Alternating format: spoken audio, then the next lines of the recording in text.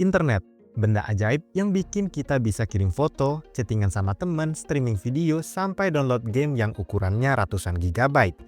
Tapi pernah nggak sih kepikiran, gimana sebenarnya semua itu bisa terjadi? Apakah data-data itu melayang di udara kayak sihir? Internet itu bukan sulap, bukan juga sihir. Sederhananya, internet adalah jaringan raksasa yang nyambungin komputer-komputer di seluruh dunia lewat kabel. Meskipun kita sering pakai Wi-Fi atau data seluler, semua informasi yang kita terima tetap harus melewati kabel yang super panjang dan rumit. Bahkan sebagian besar kabel ini tersembunyi di dasar laut. Coba bayangin setiap kali kita mengirim video yang viral ke grup WhatsApp. Yang terjadi sebenarnya jauh lebih kompleks dari yang kita kira. Video itu nggak langsung diteleportasi ke HP saudara kita ataupun teman kita. Pertama, gadget kita bakal ngepecah video itu jadi potongan-potongan kecil ke dalam bentuk kode. Kode ini lalu dikirim ke penyedia layanan internet atau ISP, yang bakal meneruskannya lewat berbagai router. Dari situ, data kita berpindah dari router ke router lainnya, melewati pusat data, menyeberangi benua lewat kabel bawah laut, sampai akhirnya tiba di server tujuan. Dan setelah itu, data masuk balik lagi ke HP penerima dengan proses yang sama. Semua ini terjadi dalam hitungan detik. Mungkin selama ini kita mikir, internet kan udah canggih, pasti semuanya wireless. Kenyataannya, 99% koneksi internet kita masih mengandalkan kabel di bawah laut. Kabel-kabel fiber optik ini adalah tulang punggung internet global. Tanpa mereka, nggak bakalan ada yang namanya streaming tanpa buffering. Nggak ada belanja online dari luar negeri, bahkan komunikasi lintas negara pun bisa berantakan. Dan bukan cuma buat hiburan, internet yang cepat dan stabil juga punya dampak gede bagi berbagai sektor. Pedagang online bisa jualan ke luar negeri lebih mudah. Anak-anak di pelosok bisa belajar lewat kelas digital. Layanan kesehatan makin canggih dengan teknologi telemedicine.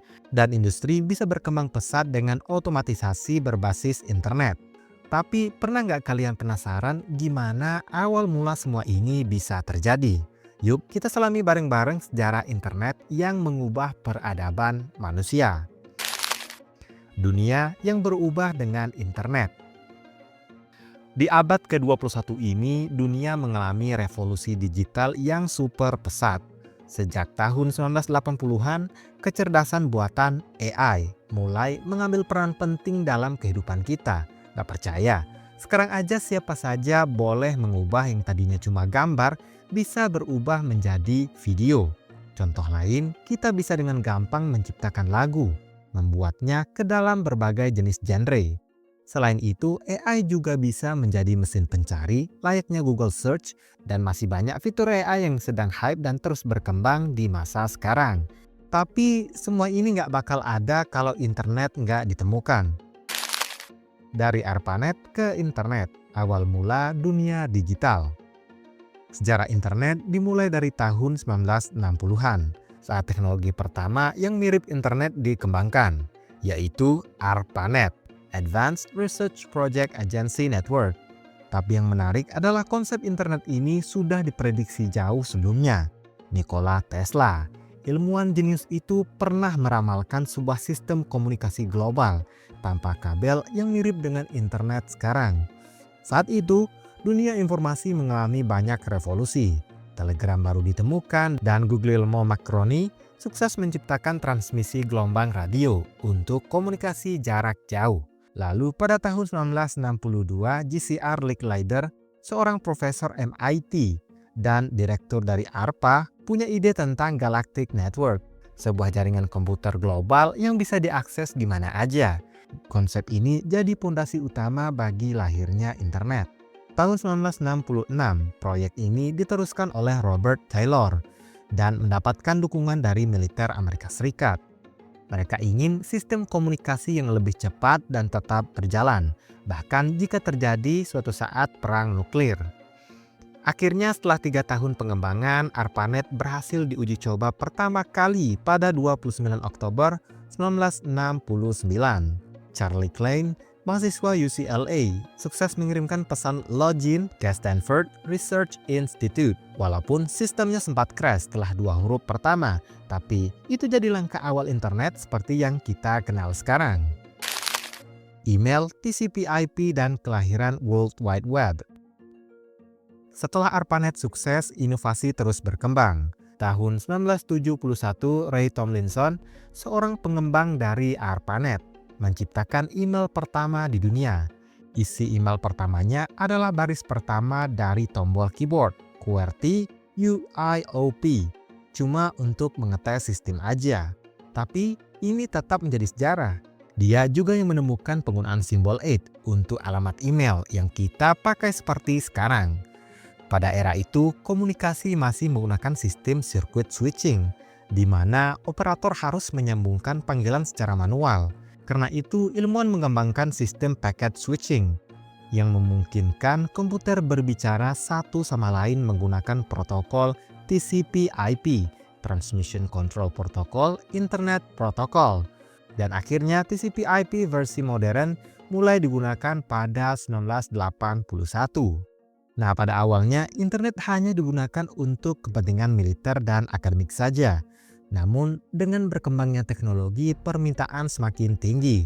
Tahun 1986, ARPANET mulai kewalahan dan akhirnya meminta pemerintah Amerika Serikat untuk membuka jaringan ini ke publik. Awalnya sempat ditolak, tapi akhirnya pada 1989, internet resmi dibuka untuk umum. Nah, di tahun 1990-an adalah momen emas internet. ARPANET resmi dihentikan dan internet dialihkan ke National Science Foundation Network. Tahun 1991, World Wide Web pertama kali diperkenalkan oleh Tim Berners-Lee dengan www. Informasi bisa diakses dengan lebih mudah menggunakan URL. Jadi kita nggak perlu lagi susah-susah menghafal alamat IP komputer tertentu. Dan tentu saja di era ini dua raksasa internet pun lahir. Yahoo pada tahun 1994 dan Google 1998. Internet dan generasi digital. Tahun 1990-an jadi titik balik besar bagi peradaban manusia. Para peneliti mulai melihat bahwa internet bukan cuma alat untuk komunikasi, tapi juga gaya hidup baru. Kini kebanyakan orang lebih banyak menghabiskan waktu di dunia maya, media sosial, belanja online, bahkan bekerja dan belajar. Anak-anak sekarang pun udah mulai diperkenalkan dengan komputer sejak dini. Beda banget kan dengan generasi sebelumnya yang masih hidup di era analog. Tantangan di era digital. Meskipun internet memberikan banyak manfaat, kita juga nggak bisa menutup mata terhadap dampak negatifnya. Salah satu tantangan terbesar adalah literasi digital, kemampuan untuk memahami dan menggunakan internet secara bijak. Banyak orang yang sekarang terlalu bergantung pada internet tanpa memilah informasi yang benar, hoax, cyberbullying, dan doxing. Jadi, masalah besar yang muncul akibat kurangnya kesadaran digital. Seperti kata Uncle Ben di Spider-Man, "With great power comes great responsibility." Internet bisa menjadi alat yang luar biasa atau malah berbahaya, tergantung bagaimana kita menggunakannya. Media sosial bisa menyatukan kembali keluarga yang terpisah, menangkap penjahat, atau memberikan keadilan pada korban kasus yang viral. Tapi di sisi lain, internet juga bisa digunakan untuk menyebarkan hoax, melakukan penipuan, atau bahkan menyerang seseorang secara digital. Masa depan internet dan AI. Sekarang AI dan internet terus berkembang dengan cepat. Kalian pasti tahu gambaran dunia di mana robot AI bisa melakukan hampir semua pekerjaan manusia, termasuk menjadi penegak hukum atau asisten rumah tangga. Internet telah mengubah dunia kita, dan perkembangan ini belum akan berhenti. Tantangan kita sekarang adalah bagaimana menggunakan teknologi ini dengan bijak, agar kita tetap bisa berkembang tanpa kehilangan nilai-nilai sosial yang sangat penting. Jadi bagaimana menurut kalian? Apakah internet akan terus menjadi berkah bagi manusia, atau justru menjadi tantangan yang lebih besar?